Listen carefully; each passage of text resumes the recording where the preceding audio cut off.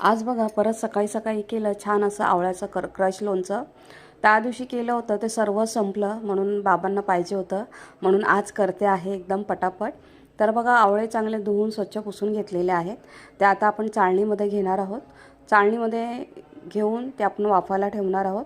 एका साईडला पाणी ठेवलं आहे गरम करत। पाणी चांगलं गरम झालं की त्याच्यावर ही चाळणी ठेवून आपल्याला 10 मिनिटं चांगले वाफवून घ्यायचे आहे। 10 मिनिटानंतर बघा मस्त असे आवळे मस्त असे वाफवून तयार होतात आणि ते छान असे फुलतात स्वतःहून। थंड करून घेतले आहेत बघा आता ते आणि त्याच्या बिया काढून घ्यायच्या आहेत। बिया काढून घेतल्या आहेत बघा। त्याचा गर आहे तो आपल्याला मिक्सरमध्ये बारीक वाटून घ्यायचा आहे। क्रश लोणचं करतो आहे म्हणून ते आपण बारीक वाटून घेणार आहोत। हे बघा ह्या पद्धतीने आता मी सर्वच आवळ्याचे फोडी आहेत त्या मी वाटून घेते मिक्सरमधून। त्याची प्युरी तयार करून घेते। तर आता ज्या वाटीने आपण मोजणार आहोत ना त्याच वाटीमध्ये मी डायरेक्ट काढून घेतलेला आहे। कढई घेतलेली आहे। कढईमध्ये बघा आता ती 1 वाटीभर आवळ्याचा गर घेते आहे आणि त्याच वाटीबरोबर 1 वाटी गूळ घेते आहे आणि गुळाबरोबर अर्धी वाटी साखर घेते आहे। हे प्रमाण एकदम अचूक आहे। आवळ्याचं लोणचं खूप छान होतं। आता बघा व्यवस्थित मिक्स करून घ्यायचा आणि ती कढई आता आपण गॅसवर ठेवणार आहोत। गॅसवर ठेवल्यानंतर 2 मिनिटं झाकण लावून ठेवायचं आहे।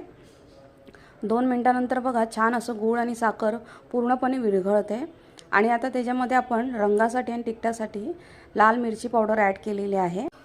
अर्धा चमचा बघा काळं मीठ आणि अर्धा चमचा साधं मीठ त्याच्यामध्ये घेतलेलं आहे आणि चांगलं आपण मिक्स करून घेऊया। ते एका साईडला गॅसवर होतं आहे तोपर्यंत इकडे आपण एक मसाला करून घेऊया।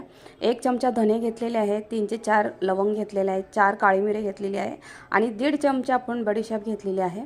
हे बघा त्याचा असं छान मसाला करून घ्यायचा आहे आणि जो मसाला आपल्याला लोणच्यामध्ये घ्यायचा आहे आणि ज्याच्यामध्ये आपण बडीशेप घेतली आहे ना त्याचा फ्लेवर खूप छान येतो या लोणच्यामध्ये, म्हणून आवर्जून टाका।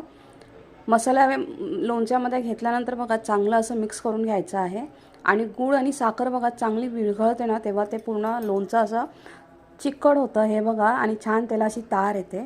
तर आता हे आपलं लोणचं बघा किती चेंज झालेलं आहे ना, मस्त असं झालेलं आहे। आता हे आपण थंड करून घेऊया। लोणचं आहे ना बोटांवर असं घेऊन ते चेक करायचं, छान अशी त्याला तार येते म्हणजे समजायचं आपलं लोणचं तयार झालेलं आहे। तर आता हे लोणचं आपण पूर्णपणे थंड करून घेऊया। थंड करून घेतलं आहे बघा, अजून ते छान घट्ट झालेलं आहे आणि रंग पण त्याचा डार्क झालेला आहे। आपलं लोणचं मस्त तयार झालेलं आहे। आता मी बॉटलमध्ये भरून घेतलेलं आहे। लोणचं तयार झालेलं आहे। कसं वाटलं मला सांगा।